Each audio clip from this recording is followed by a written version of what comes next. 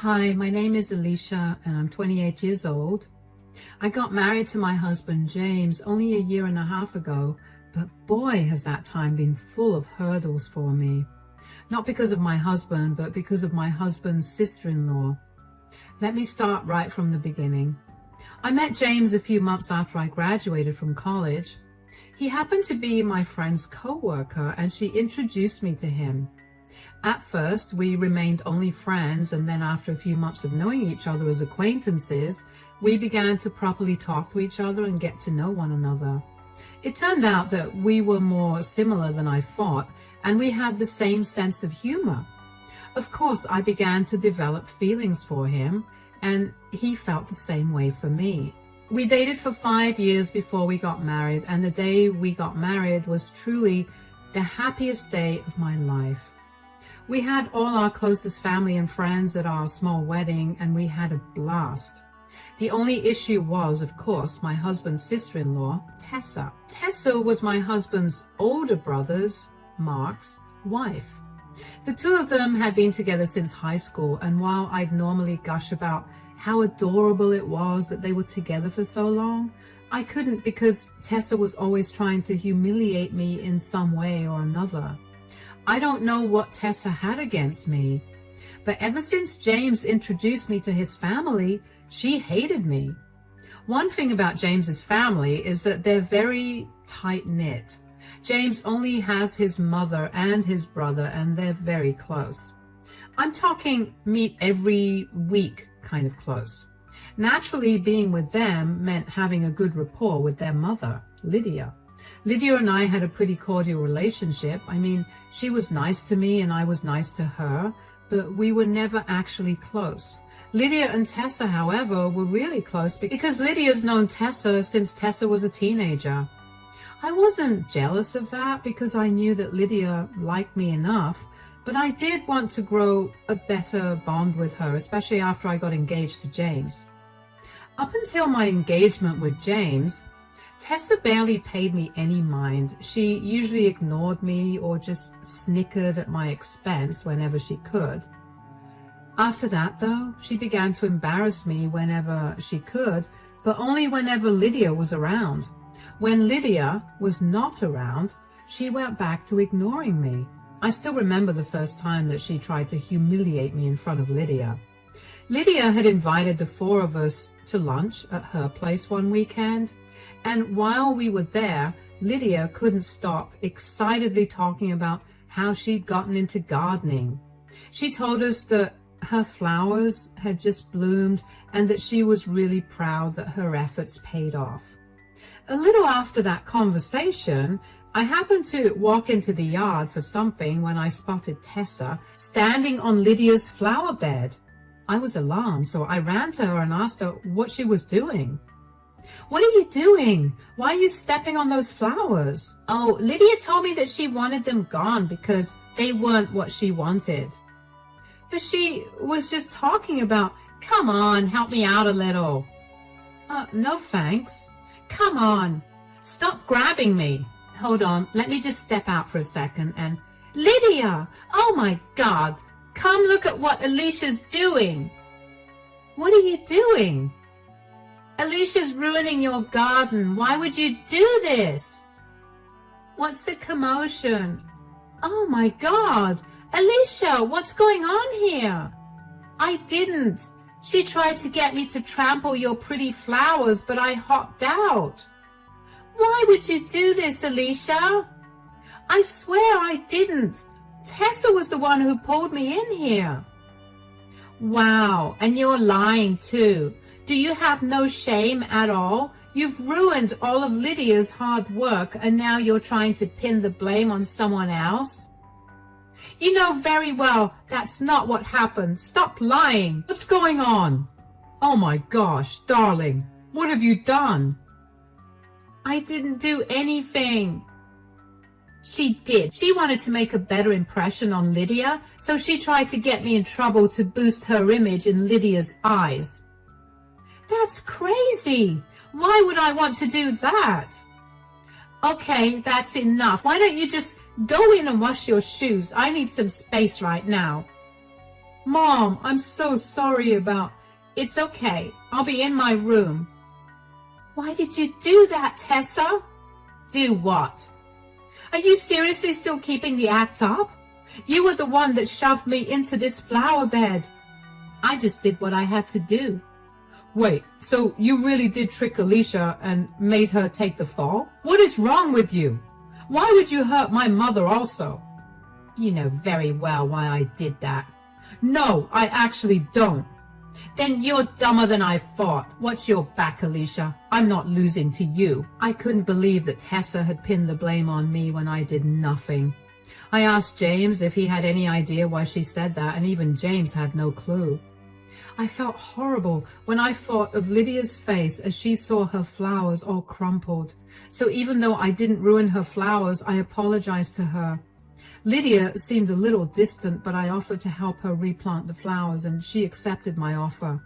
Thankfully, that didn't ruin my relationship with her, but that didn't stop Tessa from trying to ruin it. James and I were engaged for a year, and during that year, Tessa did everything she could to ruin my reputation in front of Lydia. She destroyed a lot of Lydia's things along with James and Mark's, hers, and even mine, just so she could pin the blame on me when Lydia walked into the room. There were times when Lydia would actually cry because Tessa had destroyed something important to her, or something that she put a lot of hard work into, and it would anger me to no extent. James and I spoke to Mark about it because Tessa would ignore both of us and would run away every time we tried to talk to her. Mark initially did not believe me, but when both James and I gave him as much information as we could and insisted that we were telling the truth, Mark was just as baffled as us about Tessa's behavior. He also tried to talk to Tessa, but she told him to stay out of it because her feud with me did not involve him. Mark managed to tell her to stop breaking his mom's things, and she listened to that. But that only meant that she was out to destroy everything that was mine or things that I worked hard on. Even at my wedding, she spilled wine on my dress. Thankfully, James and I had a very non-traditional wedding and I wasn't wearing white, and the wine she spilled on me was white. She then tried to tell Lydia how clumsy I was and how I ruined my expensive dress because of it. I should mention that every time Tessa tried to humiliate me and draw Lydia's attention to it, Lydia would look very uncomfortable. I could tell that she did not know why Tessa was trying so hard to make me look bad. The only reason I did not throw Tessa out of my wedding was because she was a part of my family now, and it would not be a nice thing to do. Anyway, a few months after James and I got married, Lydia was out of town, so we met up with Mark and Tessa. The four of us shared some drinks and we were feeling good. And Tessa was still making snide remarks at me, but I was feeling too good to care about it. Eventually, though, I don't remember how, but we got to talking about wacky family traditions. Our family has some wacky traditions too. Oh, really? How could it possibly be wackier than my family passing on an heirloom of my great-great-great-great-grandfather in a bath with a duck? Okay. Ours is not silly as much as destructive. Did she really have to know this, guys? Know what? What's the tradition? Basically, my great-great-grandmother bought this brooch way back in the day. It was from Tiffany's. Anyway, it's been passed down the generations. How is that destructive or wacky? James is leaving out the most important part. The brooch has only been handed to the daughter-in-law and son-in-law to signify that they are officially a part of the family. Oh, wow. I see how that could cause some fights. Believe me, darling, my mom and my aunt fought like crazy to get my nana to give them that brooch. Oh, yeah, the holidays were especially fun because we got to see two full-grown women bickering and fighting like kids. Yeah, but what is your mom going to do about the brooch now? Has she decided who she's giving it to? Because I bet it's going to be me, considering she's known me forever. Sorry, Alicia, no offense. None taken. I don't think that the brooch is a good measure of my relationship with this family. As long as I get to spend time with you guys, the brooch can go to whoever Lydia wants it to go to. Oh, don't act like you don't want it. I'm not. I really don't care for it. Well, even if Alicia wanted it, she would not get it. I knew it. Ha! I'm going to keep that thing so safe. And you're not getting it either. What? Why? Mom didn't want our wives to fight the way that she and my aunt did, so she decided to put an end to the tradition. I mean, thank God, because I don't think I'd be able to deal with those kinds of fights as an adult. But your mom could change her mind, right? Sure, but Mom's usually very stubborn, and when she makes a decision, she sticks to it, unless something big happens and forces her to change it. Wow. Okay, guess that's a challenge for us, Alicia. I'm not taking that as a challenge. I don't care about it. I just told you that. We'll see what your attitude is when the time comes. Mark changed the subject quickly after that because he sensed the tension growing in the room, and James and Tessa joined him too. But I couldn't stop thinking about the brooch and the tradition regarding it, and then it clicked in my head. Tessa was treating me badly because she wanted the heirloom. It was a hunch, but it was the best hunch I had. That would explain why she only humiliated me when Lydia was around. I couldn't understand why she needed the brooch to prove her place in the family when she and Lydia already had a much better and closer relationship than I did with Lydia. I couldn't think of an argument to answer that question, but I was sure that Tessa treated me that way because of that tradition. I shared that idea with James a few days later, and he too agreed that it was the best possible explanation. Since we didn't know why she would want the heirloom, we decided against telling Mark about it. We didn't want to start anything without having any solid proof. Dealing with Tessa's humiliation got slightly better, I guess because I was able to place why she was doing it. I knew that Tessa figured out that I had a hunch about why she was treating me that way because she began treating me even worse. My breaking point finally came on Lydia's 55th birthday. Lydia had invited us to her place for dinner since it was her birthday. I didn't want her to cook, so I offered to do the cooking. Luckily, Lydia's birthday fell on the weekend, so James and I went over to her place early in the morning so I could start preparing the meal. I had a huge meal planned in honor of Lydia, and I was very excited to have everyone eat it. I labored for hours in that kitchen while Lydia and James spent the day shopping and at the movies, an idea I suggested. When evening came, Mark and Tessa came over. I did my best to stay near my food at all times because I did not want Tessa to ruin all my hours of hard work. There was only one time when I left the kitchen, and that was only because I needed to use the washroom. I only left the kitchen after double-checking that Tessa was occupied in conversation with everyone else. When I got back to the kitchen, my heart dropped when I saw Tessa standing there, tasting my food. She told me she was just checking it to make sure it tasted nice, and before I could taste it to make sure she hadn't tampered with it, she called everyone in to have dinner. James was the first to notice something was off with the food. "Sweetie, what did you put in this food?" Spices and veggies." "Yes, but why is it so bitter and salty?" "It is? Oh my God, I swear it wasn't supposed to taste like that. What happened?" "Surprise, surprise, Alicia messed up Lydia's birthday dinner. Do you have any shame? This is why I said I'd take care of the cooking." I had been constantly taste testing the food. It didn't taste like this at all the entire time. "It's okay, sweetie. We'll just order in." "No, it's not okay. Alicia has been constantly messing up and she needs to be put in her place for it." "Oh, come on now. What do you want me to do? Put her in time out? Please, she's a grown woman, and this was an honest mistake." "I swear it was all perfect. You'll do anything but accept the fact that you've ruined Lydia's dinner, won't you? Where's your respect for Lydia? She's done nothing but be kind and understanding towards you, especially when all you've done is ruin her things." "I have never once ruined her things, and you know it. You were the one who ruined them and blamed it on me. There, I said it. Wow, you're even more pathetic than I thought. You can't even own up to your mistakes, so you try to blame them on me. Wait a minute. I had not left the stove for hours when I was cooking. And everything was fine until I left it for 2 minutes to use the bathroom before I served the food. Did you tamper with the food, Tessa? Because when I came back from the washroom, you were in the kitchen and you told me you were tasting the food to make sure Lydia would like it. Do you honestly think that I'd want to ruin Lydia's dinner? Unlike you, I actually care for and love her. Why can't you just admit that you don't like her? You've done everything but that. Anyway, girls, that's enough. I'm tired of this.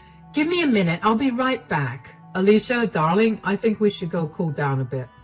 Mark, talk to Tessa. And Tessa, you are not allowed to speak to Alicia that way. You're just upset I'm telling the truth. James pulled me away from the dining room because I was so mad that I was crying. All my hours of hard work went down the drain. My present to Lydia was ruined. The last thing I wanted was for Lydia to eat takeout for dinner on her birthday. James did his best to calm me down, and after ranting a little bit and also crying some more, I felt a little better. Just then, Lydia came back downstairs and called us all to gather in the living room. Okay, I'm back now. Everybody, I want you to sit down. What's that in your hands? I've noticed that the feuds between Tessa and Alicia are because of this brooch. Lydia, I can't promise you that I don't care about that brooch at all. Yeah, right, as if you don't want to get your hands on that exquisite and expensive jewelry piece. I'm not the same as you, Tessa. Right. So since you guys think that you'll be accepted into the family based on who I give this heirloom to, I have made my decision about it. What? You told Mark and me that you were ending this tradition because you thought it promoted fights within the family. Yeah, I had hoped to do that, but apparently I can't do that.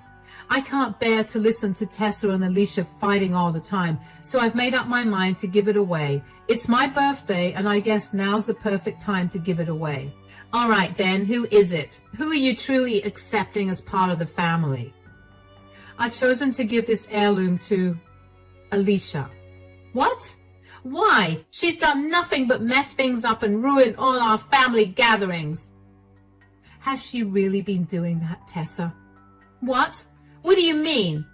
I saw you tamper with the food today, and I've noticed you doing everything you possibly can to ruin our time together, just so you can pin the blame on Alicia. I haven't said anything about it because I didn't want to embarrass you or make things worse. Well, it's not my fault. You pitted us against each other by bringing that expensive brooch in between us. I told both my sons that it wouldn't be going to either of you from the start. I planned on having both my sons share it. So tell us why you want the brooch so bad. I just want to be accepted into this family. Is that such a bad thing? Ever since Alicia came into our lives, everyone was constantly praising her for everything she did. I thought that if I had the family heirloom, I could at least know that my position in the family was secure. And you thought bullying Alicia to get the heirloom was the right way to go about it instead of just being a better person? Tessa, I've known you since you were in high school. I'm so much closer to you than I am to Alicia, so I know that you have no reason to be jealous of her. Tell us the real reason why you want the heirloom. There is no... Don't try to lie to me. You've made Alicia's life a nightmare over a brooch for the last few years, and I think she deserves at least some explanation for it. You wanted the brooch for something else, and I need to know why, too. Fine. I'm in deep debt, okay? What? I'd hoped to get the brooch so I could sell it and settle the debt. You planned on selling our family heirloom? How are you in debt? I started gambling, and I guess things got out of hand. You guess? How long have you been hiding this from me? None of that matters. What matters is that this is all Alicia's fault. How is this my fault? I don't want to see your face right now. I'm going home. Tessa stormed out of the house and left all of us confused. Mark, looked ashamed and apologized to all of us for Tessa's behavior. I couldn't believe that my hunch about why she hated me was right. More importantly, I couldn't believe that she destroyed so many things all because she wanted to get her hands on something that would help her clear her debts. She was beyond disrespectful to everyone, and she severely miscalculated the emotional value behind the family heirloom. After Mark left, Lydia, James, and I talked about what had happened. Lydia told me that she was sorry I suffered so much because of Tessa. She had an inkling that Tessa was the one damaging things, but she had no way to prove it, so she felt too uncomfortable to say anything. But seeing Tessa tamper with my food on her birthday made Lydia really angry and upset. She'd reached her breaking point. She'd put up with so much of Tessa's behavior for so long, but she was done after what she saw. She also had a hunch that Tessa was only doing all of that for the family heirloom, so she took a risk by bringing that into the conversation. I was so glad that Lydia had known what was going on and had acted in my favor. I didn't know how much longer I would have been able to put up with Tessa's behavior after that, and I knew that if I snapped, Tessa would have suffered a lot more than just humiliation. Lydia told me that day that she really did want me to have the brooch, but I told her that I was serious when I said that I didn't care much for it. So I told her to keep it and do whatever she wanted with it. Lydia seemed really happy with that. James and I didn't hear much from Mark after that day. For a good 2 weeks, we checked in on him to make sure that he was okay, but we couldn't get any information out of him. One day, though, he did tell us that Tessa's gambling debt was a lot more than he'd expected, and that he was terrified for her because he had no idea how she planned on paying that off when she didn't make enough money to even survive a month. James and I were really worried for him, but other than offering him our support, there wasn't much else we could do for him. Then, after those 2 weeks, Tessa showed up at my door. I was home alone, so I cautiously opened the door and greeted her. "Oh, hi, Tessa. What are you doing here?" "Are you happy now?" What?" "You finally ruined my life. Are you happy? You get to be a part of this blasted family, and you get to be everyone's favorite." "What happened? Why are you yelling at me?" "Mark has asked me for a divorce. I'm in severe debt, and it's all your fault." "Excuse me? How is this my fault exactly? Why did you have to enter our family? Why did you have to try to be so good at everything? You ruined my life. First of all, I became part of this family because I love James. Secondly, you were the one who got insecure about your place in the family. I was just doing my own thing. I barely even batted an eye at you. You were the one who was adamant about making me look like a bad person. Don't act as if you didn't want the family heirloom. I saw it in your eyes the second you found out about the heirloom. I did not and still do not care about the heirloom. I'd much rather have a proper bond with my family than a fake one in order to get some jewelry. Stop acting like you're some saint. I know you cared about that heirloom as much as I did. I did not. But even if I did, I would never have put you down to get that brooch. I would have wanted to earn it because of who I actually was and not because I had to put someone down to look better. You always thought that you were better than me, but let me tell you, you're not. You're just a selfish freak who weaseled her way into the family because you knew about the price of that heirloom and you just wanted to get your grubby hands on it. Stop projecting your thoughts onto me. I didn't even find out about the heirloom until after I married James. You were the one who knew of it from the start. That may have been your mentality, but it definitely wasn't mine. And for the record, I have never thought that I was better than you. I admired you, but you've done enough to show me that there's nothing about you to admire. Whatever. I came here to tell you that you need to pay me back. Give me that brooch. I put up with this insufferable family for years, and I will not leave until I get that brooch. You came to the wrong place then. I gave it back to Lydia, so go ask her for it. I'm sure she'd appreciate you calling her insufferable. Why do you always have to ruin my life? Do you know why I started gambling in the first place? Because you made me so stressed out, and it was the only way I could cope. And now Mark doesn't want me because of how much debt I've racked up, which is all your fault. He doesn't want to hear my reasoning at all. You have to make this right and get me the brooch. You've got some problems in your head if you genuinely think that your reasons are valid. Take this time away from this family to actually reflect on what you just said, because you sound insane. I'm not doing anything for you. I don't want to have anything to do with you either. I only put up with you because you were Mark's wife, and now that you're not, I don't want to see you. Bye. I was appalled by the audacity that Tessa had to demand that I get her that brooch. I couldn't believe that she still didn't see how wrong she was for thinking that way. I wondered how long she knew about the family tradition, and apparently she'd known about it since she and Mark had met, which means that she had probably only been with him because she knew the value of that brooch. Needless to say, Mark was pretty distraught after his marriage ended. I felt really bad for him, so James and I made sure to check in on him every day. We tried to spend as much time as we could with him so he would feel less alone. Tessa did not make the divorce easy for Mark. She kept fighting over every little thing and drawing the process out unnecessarily. It was a good thing they never had kids, because she would have made it horrifying for Mark. Mark heard through some mutual friends and Tessa's family that Tessa was not doing so well anymore. She'd been struggling financially, and she had to pick up another job to make ends meet. Her family refused to take her in because they did not want to enable her gambling habit.